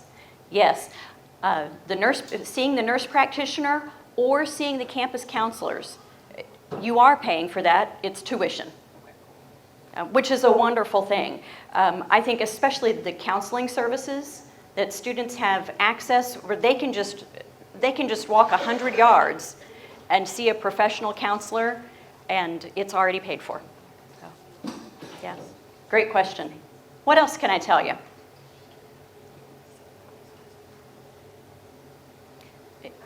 Yeah. So we're not very religious in our house. Like, is there classes that the students have to take about religion, or is that something, like, is it mandatory, or is it something they can opt out of? That's a great question. So Methodist is our middle name. Oh, I'm sorry, I should repeat the question. The question was, are students required to take religion courses? And the answer is yes. Every student at Central is required to take one religion course. It is called Religion and the Human Adventure. We are not trying to make everyone Methodist. It is really a cultural awareness class. And so most of the faculty who teach that don't actually talk about Christianity very much because most people have at least been exposed to Christianity. And so the students learn about Buddhism and Confucianism and Islam and Judaism because understanding the religions and cultures of the rest of the world prepares them to go out into the world. So it is, did I describe that pretty well? Okay, yeah. It's a world religion course, and it's really focusing on understanding how religion impacts the way those societies work. I had a student one time, she came into my class and she said, Dr. Wagner, my mind is blown. I was like, what happened? She goes, we've been talking about Hinduism. Do you know what reincarnation is? And I'm like, I do, actually. And she goes, I don't understand how people can believe that. And she was really wrestling with that idea and trying to understand how people in a different part of the world think about life and death. Like, that's a pretty heady topic for an 18-year-old. That's a good 8 a.m. Yeah, at 8 a.m., yes. All right, any other questions?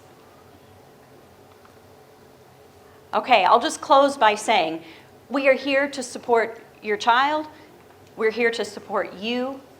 Don't hesitate to give us a call if you're concerned or send an email because we want every student who comes through our doors to be successful.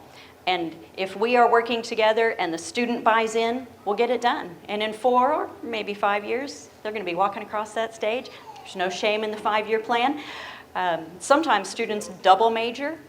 Sometimes students need to do their freshman year again because it took them a while to get everything figured out, and that's okay. Yeah. All right, thank you very much. I hope you have a great day.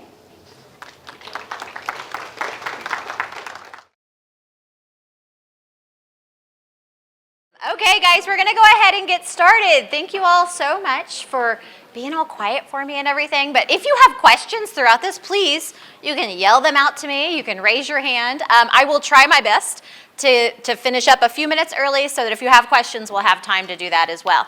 My name is Professor Carrie Stroutman. I am the Director of Digital Learning, and I also teach a variety of courses, psychology, public speaking, information technology, educational technology stuff. We're a small school, so we get to do lots and lots of different things. I'm also a CMU alum. Do I have any other CMU alumni here? I've got some in the back there. Anyone? Any parents that are CMU alum? Nobody? Oh, do you remember what this room used to look like? Oh, are you? Oh, way back? Yeah. Yeah, this is so much nicer, isn't it? And there used to be like wooden chairs, and I remember if you sat in the wrong chair, it'd pinch you. Yeah. So this is, I always like to just point out, this is a different experience than I had when I was a student. But yeah, Stedman has been renovated, and it's quite a lovely, lovely building. So I'm here to talk to you guys today about the technology that you're going to have, but more than that, I want to talk a little bit about what you guys are going to expect or what you should expect in the classroom, because I assume most of us probably are coming from high school. I probably have a few transfers in here. Where are my transfers at? Do we have some transfer students? So you guys, some of this is going to be just kind of like you're going to sort of know this. But those of you that are coming directly from high school, there are going to be some changes. The classrooms, like think of them as getting you ready for the future. That's what every classroom is about. You guys, when you're in high school, you're probably just going through the motions. You're maybe doing what your teachers tell you to do, or maybe doing what your parents tell you to do, but we really, really encourage students to take charge of their own learning. This is where you guys start learning how to be lifelong learners. Yes, we want you to get through the next 4 years and to graduate and go out and get amazing jobs, but part of our mission statement at CMU is to become lifelong learners. And we are in a world where you kind of have to be a lifelong learner. The way that technology, the way that AI changes everything, you are always going to be educating yourself, and you're going to start practicing that in the classroom this fall. We want you to build professional habits, and that means taking notes. You might have not taken notes in high school, but we encourage you to take notes. That's one of the reasons why we have this device for everybody. We want you to pay attention to due dates. Put things on your calendar. Manage your life. And I know a lot of you are athletes. A lot of you probably are in choir or band or theater, and that means that you are doing more than just being a student. You have this whole other thing. It is hard to time manage when you have so much going on. But now is the time when you need to start thinking about how you're going to manage your time, how you're going to build those really good habits, how you're going to actually find time to read, to do your homework, to resist the temptation to have AI do everything for you. And we're going to talk about that in just a second. We want you to use technology wisely. That's part of that temptation.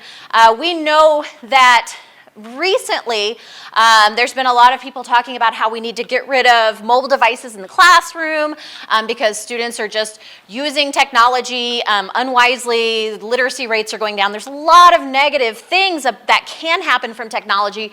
We want you to use technology wisely. We want it to be a benefit. We don't want it to have those negative effects. We also want you to think critically. AI can do all of the work for you, but research has shown that if you allow AI to do the work for you, you are destroying your critical thinking skills, your own cognitive abilities. Your brain actually gets worse if you overuse or use technology incorrectly, especially AI. And we want you guys to prepare for what's next. I keep bringing up AI because that is a big part of my job over the last few years has been training our faculty how to use AI in the classroom, training myself, learning about it myself, but it's going to be in probably every profession. I don't know that there's a single person in this room that's not going to have to interact with that, and we want you guys to use it wisely, and we want you to use it well and to be really marketable. So we're going to prepare for what's next in lots of different ways by doing all of these things, but also teaching a little bit about that AI. So who in here knew that you were going to get an iPad when you came to CMU? Cool. Did anyone not know? There's usually a few who are like, I had no idea, this is the first I was finding out about it. And that's okay. That's why I'm here to talk about it. So every single student, when they come here, they get an iPad. We don't charge it to you. We didn't raise tuition for it. It was something that we thought was important enough that we wanted to give all of our students the same device. We want all of our faculty to have that same device and know how to use it as well. You probably had mobile devices in high school. You probably didn't have an iPad. Most of you probably had Chromebooks. Yeah. So we talked about getting Chromebooks years ago because they're way cheaper than iPads, but they did not have the same features that we wanted. They didn't have the same abilities. We wanted something that would also last. I have had my iPad for, you guys aren't going to get this one, by the way. This is like the 9th, I think. You guys are going to get the 11th generation. It's actually not called the 11th generation, but that's basically what it is. You're also going to get an Apple Pencil. And you want to talk about lasting a long time? This is the very first one that I ever received, and the only one I've had since 2016. So it has lasted about a decade, which is pretty cool. This device is really important. I don't want you to lose it. This gives you the ability to take notes, and not just type notes, like you can if you're a typer, but a lot of you probably have heard of the research that you're more likely to remember something if you handwrite it as opposed to just typing it. And so you can use a keyboard, of course, if you want to, but we also want you to be able to use that pencil because we activate a different area of our brain when we're handwriting as opposed to typing. So every single student's going to get an iPad. We have Apple TVs, which is what I'm using to present here in all of our classrooms. It is very likely that you guys will be asked to present to the Apple TV. In my public speaking classes, of course, my students are presenting from their iPad to the Apple TV. So you're learning how to use technology in a different way, a more probably interactive way than you did when you were in high school. Your learning bundle also includes some learning apps. So we have Microsoft products, and I know that most of you probably are used to using the Google Suite. Microsoft is, I think, far superior, but it is sometimes a hurdle for students to kind of get out of the habit of using all those Google products and moving over to Microsoft Office. If you're already stressed out about that, please don't be. Remember, you are lifelong learners. You want to learn new kinds of technology. Most businesses, most organizations beyond K-12 classrooms use Microsoft. And so this is going to be a skill that you're going to use later on in life, and so you want to start doing that.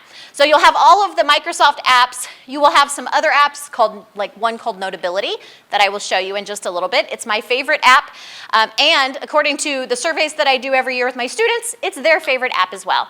And you will also get an iPad case. So if parents are already concerned, like, oh my gosh, what happens if my students break their iPad, we do not let it leave our room without putting a case on it. It is not this case that you're going to get, it's a different case. If you want to purchase your own, I love mine, mine's kind of like a little laptop, but if you want to purchase your own Bluetooth keyboard, you are very welcome to. Anybody can do that. If you are interested in getting one like this, just make sure that you buy one that fits a 10.9-inch display. I believe that you might have something in your folders that reminds you of that as well. But everybody will have an iPad case, and that iPad case does a really good job of protecting it. It also has a place for you to hold your pencil because you don't want to lose that pencil. So some things that our students really love about having their mobile device is that you can access your coursework pretty much anywhere, at any time. Most of you are athletes, I'm assuming. Raise your hand if you're planning on playing a sport here. Yeah, look at you guys. Raise your hand if you are in band, choir, or theater. All right, you guys are going to be busy. You're probably going to be traveling, especially our band and choir always take big trips twice a year. Any sport is going to travel. All of our buses are equipped with Wi-Fi. Bring your iPad with you, bring your pencil with you so that you don't have downtime. You need to be able to continue to do that coursework so that you don't lose out on that precious time. And so you'll be able to do that when you're on the bus. So part of Digital U, which is the name of this initiative, includes a makerspace. And most of you, if you went to a larger high school, you probably had a makerspace. It's just another place for students to go and explore and try new technology. They can create things. We have some VR headsets they can play with. We have a podcast studio. We have 3D printers, a green screen recording room. And one of the reasons we have this is just so students can go and play and explore and do what they want.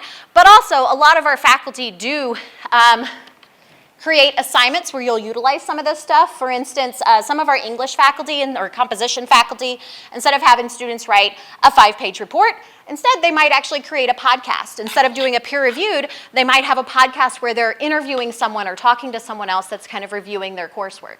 And so you'll get the opportunity to create in different modalities. One of our English faculty has students create really cool videos using MyMovie or iMovie on their iPad, like just kind of videos like telling stories about themselves. So you'll get an opportunity to do some cool stuff that you might have not done in high school. So the Digital U Makerspace also has a Digital U crew that's there to help you. If you're a little worried that maybe you're only used to Android devices, probably very few. Who in here has an Android device? There's a couple of us, okay. So if you're only used to Android devices, we have some folks that are there to help you with your iPad. We do find that most students come already knowing how to use an iPhone, and guess what? The iPad is kind of like a big iPhone. Other things that you might need support with is Canvas. Canvas is our learning management system. Who in here has used Canvas before? Cool. Oh gosh, lots of you guys. Awesome. So if you already know how to use Canvas, that's no big deal. But if you are used to using Google Classroom, this might sound kind of scary to try this whole new thing. But if you're a freshman, don't worry. You're going to learn how to use Canvas in your freshman orientation class. And we also have our U crew that are there to help you guys out with that. And our U crew also will provide maker Space support. And I'm there in the makerspace as well, so if there's no one at the Digital U desk, you just pop into my office and I'll help you out. Another thing we offer to our students and to our faculty are innovation awards. We incentivize creativity and innovation by recognizing people that have done cool work in the classroom, or recognizing faculty who have created really cool experiences for their students, and we give them some money, we give them a certificate, and we show them in our Talon magazine, which is our alumni magazine, and we put their picture up. So this student did, I can't even remember which one of these was hers. Oh, I think hers was the a video that she had created that was pretty cool. But I'm not gonna have time to show you all of those things right now, but there are some really neat things that our students have done in the past. And you guys can do that exact same thing. So the iPad is not necessarily an industry standard tool for every single industry out there, but it is becoming really common, especially in healthcare. And so this is kind of just a cool way for our students to learn how to experience what it's gonna be like to actually be in their career using the technology they're going to use.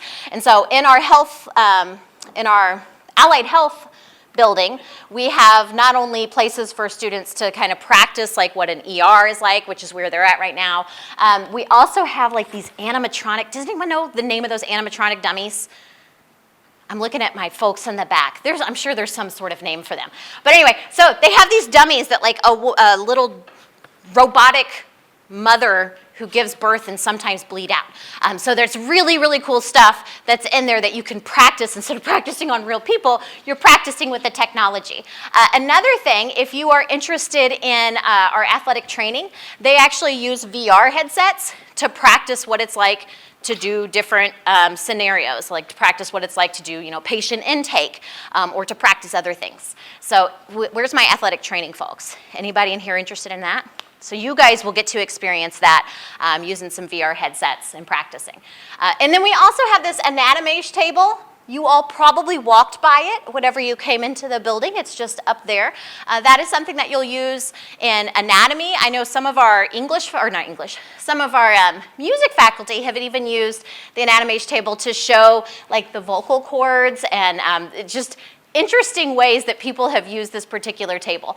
If you've never used an Anatomage table, you should absolutely try it out. There are like these full cadavers that you can dissect. They've actually taken thousands of scans on these cadavers. You can flip them around, you can cut them in half, you can see what it looks like, if you chop their brain off. It kind of sounds grotesque, but it's really actually pretty cool. It's a wonderful learning tool. All right, in sciences, of course, we use lots of technology. We have the Anatomage table, of course, for anatomy. We have this app that replaced a very, very expensive textbook in our anatomy classes called Visible Body. And so our students have that. Basically, their whole textbook is in that app on their device. In fact, we have a lot of textbooks that are available just on your device, and you don't have to lug around a bunch of heavy books, and you always have your textbooks with you when you're carrying your iPad, which is pretty neat. We've also done some VR exploration. That Anatomage table is available in VR, and so when you wear the headset, honestly, it's terrifying. You put the headset on and you have this giant naked cadaver in front of you that you can dissect. The students were really scared of it, actually. They're like, no, we just want our Anatomage table instead. We don't want to put on the headset and see this humongous cadaver. It was good feedback because I was really excited that we found it, and I was like, yes, this is how we're going to do our anatomy classes from now on. But we listened to our students, and they were terrified of it and like, okay, no, that maybe isn't the best way to use VR in the classroom. We're going to try something else. So this is that Anatomage table that I'm talking about. So I just mentioned that our textbooks, a lot of them are available on your iPad. A lot of them are free. We have something called the Open Education Resource Initiative, which is kind of an incentive program to get faculty to use free textbooks. Textbooks are expensive, college is expensive, and this is just one of the ways that we can kind of drive down the cost of education for people. I know when I was in college, my most expensive textbook was $300, and back in like 2000, that was a lot of money. Textbooks, especially science ones, they're $300, $400, $500. They can be really, really expensive.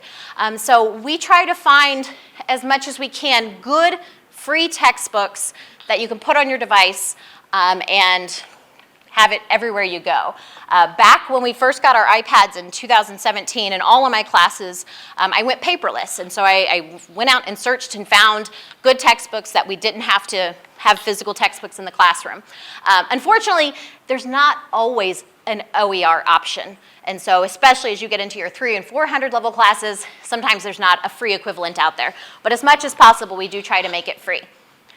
All right, let's talk a little bit about AI, because this is kind of a big, scary thing that's going on right now. I know as a parent, I was really concerned about my kids maybe using AI to complete coursework, and then come to find out they both hated it so much, especially my son. He's very, everything is very black and white with him, and he's a rule follower, so he just thought using AI was terrible. And I was like, no, using AI isn't terrible. You just have to know how to use AI. And so I've tried to share with him some ways to use it to actually teach himself. Again, lifelong learning. AI is kind of a fabulous tool if you know how to use it well. It's also a fabulous tool if you already know a lot about whatever it is you're trying to do. And so I tell my students that I'm like, if you are already an expert in whatever, AI is amazing. But if you're still learning how to do stuff, sometimes AI is just a big hindrance. And so we can't offload all of our cognitive abilities to a tool. We need to engage with the material. We need to struggle with the material. And so this is just one of the, a little thing that we had up on our screens this last semester to remind students that you don't learn unless you struggle. Those of you that are athletes, those of you that are performers, you know that. You don't just wake up and you're amazing at baseball. You have to fail a lot. Those of you that are gamers, I'm a big gamer. I love to play mostly stupid games, but you're never gonna get better if you don't die over and over and over and over again. So that struggle is the important part. Don't skip it. There's learning in the climb. So what we're focusing on here with our AI initiative, we want our students to have a technical understanding of what it is. So I teach a new course that I just started teaching last year called AI for Everyone. It's like an AI literacy course that literally any student can take. It's meant to be for like a general education course. What I'm doing in that class is teaching students what AI is, how it actually works. We learn how to evaluate the output. I was a librarian for 10 years, so information literacy is really important to me. So we do a lot of information literacy. When we talk about AI, we learn how to actually use it for good, right? We use it in like practical applications of it for whatever your career is going to be, practical applications for what's going on right now in your life. I've had students create some really cool bots. They've created some interesting bots that help them manage their own life. And then we are also are trying to figure out, or not trying to figure out, we're trying to implement AI into courses across all disciplines. And so one of the things we're working on right now is AI enhanced courses. We're teaching our faculty and working with our faculty to implement these different ways of using AI in the classroom so that students understand how to use it instead of just replacing their thinking with AI. This fall, you guys will all have access to an AI tool called Boodlebox. It is an educational tool that is meant for us. It has the full access to ChatGPT, Perplexity, Claude, and then it has a bunch of sort of free versions of things that it has, like Gemini. There's lots of different AI bots that you will have experience with. And since it is made for education, the coolest part about it is it tells you like how to improve your prompts. And so for students, if you have the student version turned on, which you will, it will say, okay, here's a better way of asking that question. Let me give you some feedback on how to actually get better at prompt engineering. And for me as a faculty member, one of the coolest things is it has a way for me to just ask for a link. So the student shares the link with me so I can see everything they have talked to Boodlebox about. I can see the entire conversation, and the whole point of this is to make learning, like make it visual, right? I can actually see the learning happen because I can see the conversation that they had. So we've been using that, we've been piloting that this semester, and my AI for Everyone students, they really did like it. They thought it was really helpful. It gave them some good ideas for how to make better prompts. But what was really interesting about that class is at the end of the class, I give a reflection assignment like, how has your views of AI changed throughout the semester? Most of them actually say they use it less because they understand how fallible it is. They understand it's not perfect. They also understand the consequences of overusing it. And so they're using it more wisely. They're using it in specific ways as opposed to just using it for everybody, or for everything rather. So I actually really appreciated the fact that they maybe use it less after they learn how it's not really very perfect. Another thing I focus on, and a lot of our faculty are talking about right now, is keeping the human in the loop. This is something that if you're in the tech world, it basically is just the idea that technology can't do everything for us. There has to be human involvement. There has to be human judgment. And so you always want to be part of the problem. You never want to give everything over to any kind of technology, any AI, to make important decisions without having some human oversight. This is just a little bit about VR that we've used on campus. We like to try different things, but if it doesn't work, we move on, we try something else, right? And so we've used VR successfully in some courses, and then like I said earlier in the anatomy course, we're like, nope, that didn't work out very well. One of the times it worked out really well was in a literature class where they were reading Holocaust novels. And they had spent the entire semester reading lots of novels. They read The Diary of Anne Frank, The Boy in the Red Pajamas, lots of things. And then at the end of the semester, they came into our makerspace, put on the headset, and they took a tour of Anne Frank's house. There's like a VR tour that you can take. And so a year or so after we did this, another faculty member and I, we presented at the EDUCAUSE conference in Chicago. And the reason we named this, the good, the bad, and the ugly crying of using virtual reality, is because the students would start to cry. Once they would get in there and they'd start experiencing what Anne Frank experienced, once they saw how small that confinement was, there was different excerpts of her novel or of her autobiography written on the walls. Many of them would start crying. We'd have to take the headset off. We'd have to get some Kleenex, clean them up. And the reason I bring that up is because this is one of those times where technology changed the course in a really big way. It made it immersive. Like, even though they had read all of these novels throughout the semester, they didn't feel what it was like. They didn't really get it until they put on that headset. Now, if we could have flown them all to Germany and actually took a tour of Anne Frank's house, that of course would have been better, but we can't do that. So this was just a really cool example of how you can use technology to kind of elevate learning in the classroom. So I mentioned earlier that I do lots of surveys. I want to know what's working. I want to know what's not working. I want to know what things we might need to help our students with a little bit. And so this is just some of the cool feedback that I got from students. I need to update this. This was from last year. But 97% of them said that the iPad was their main device. That's important to me because I am a huge believer in equity. I want everybody to have access to the same tools, the same technology, and a lot of our students come here and they can't afford their own iPad. They can't afford their own laptop.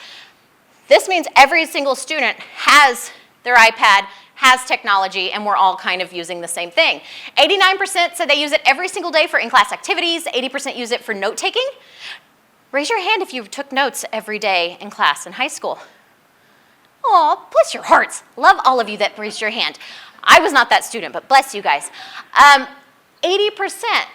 it is the expectation in college to take notes.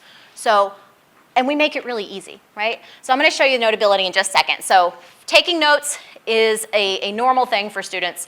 79% said they feel more engaged. 96% says it gives them the ability to work from anywhere, which again, since we have so many athletes, that's very important to us. And 93% said it's their Notability is their favorite app. So I'm going to take a second just to show you guys why Notability is cool. How much time do I got? Oh gosh, I'm so sorry. All right, we're going to do this so fast. All right, so I'm going to open up a new note. I'm going to use my pencil. So of course, anyone can take notes. Take notes. You can change the color of the notes if you want things to be pink, which sometimes I do. We'll just change that color. Love me some pink. All right. The cool thing is I can also record lectures. So I'm recording my lecture right now. I'm recording myself right now. And I'm going to play it back, and it's going to sound really loud, and I apologize for that. But that's not that interesting. Like, yeah, you can record lectures, but this is hyperlinked. So I can take all my notes. That's supposed to be a question mark. I can take notes.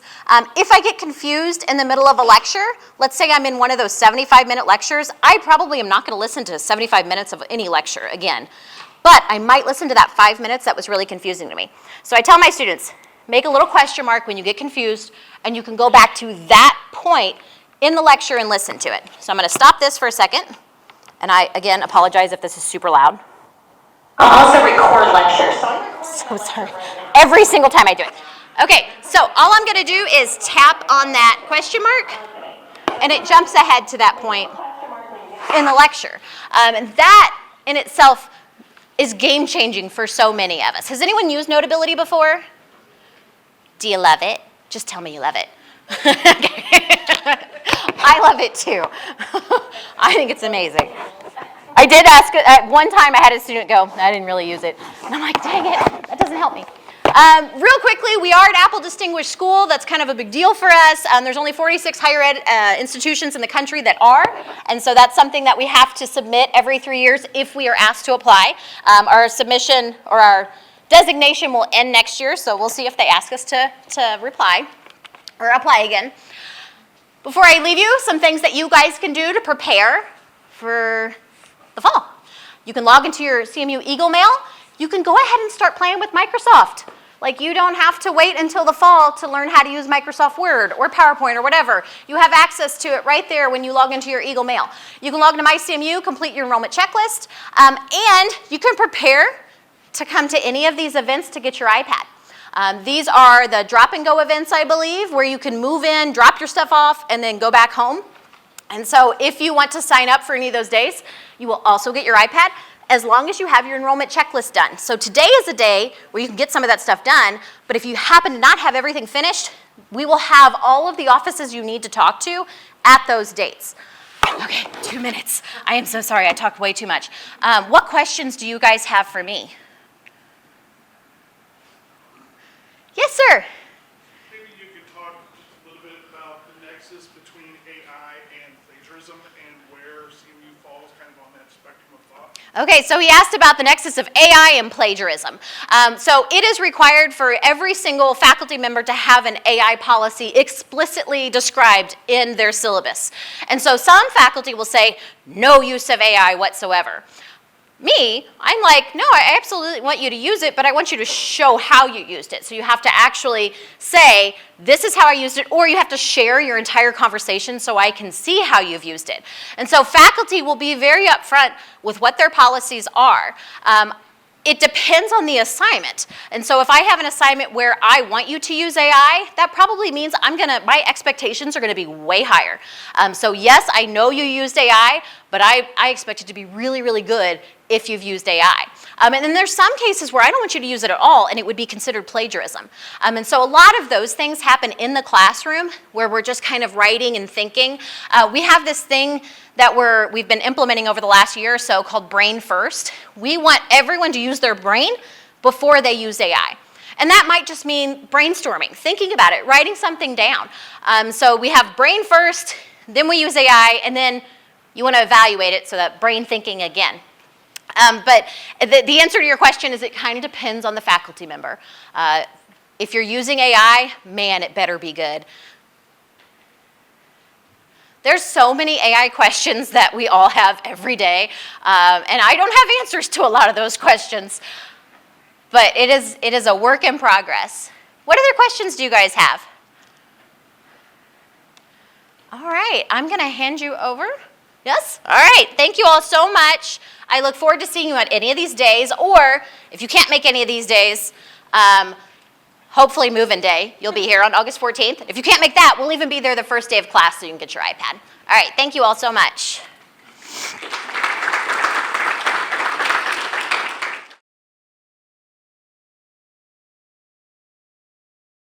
Hello, my name is James, and I am the Campus Safety Supervisor here at Central Methodist University.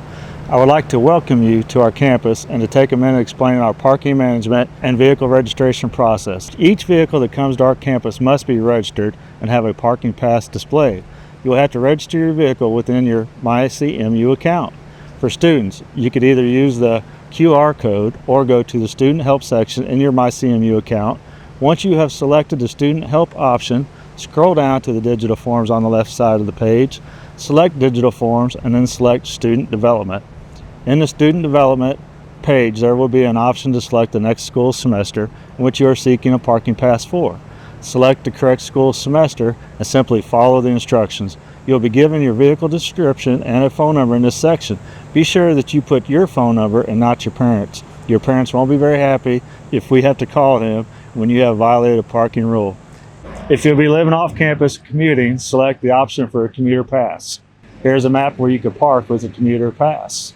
If you will be living on campus, select the option for a residential pass. Here's a map of where you can park with a residential pass. We do have a free parking option, but you still need to register for that in the same process mentioned above. Once you have completed your vehicle registration, then you may come by campus safety or plant operations and pick up your pass. I hope this provides you with enough guidance to successfully register your vehicle with Central Methodist University. Other things to note is our reserved and visitor parking spaces. You cannot park in these spaces and will receive a parking ticket if you do so. Please pay attention to the signs in the parking lots. There is also no overnight parking allowed in the Student Center parking lot. I want to thank you for your time in watching this video, and I truly hope you enjoy your experience here at CMU. It will be much more enjoyable if you could avoid receiving any parking citations from the campus safety team.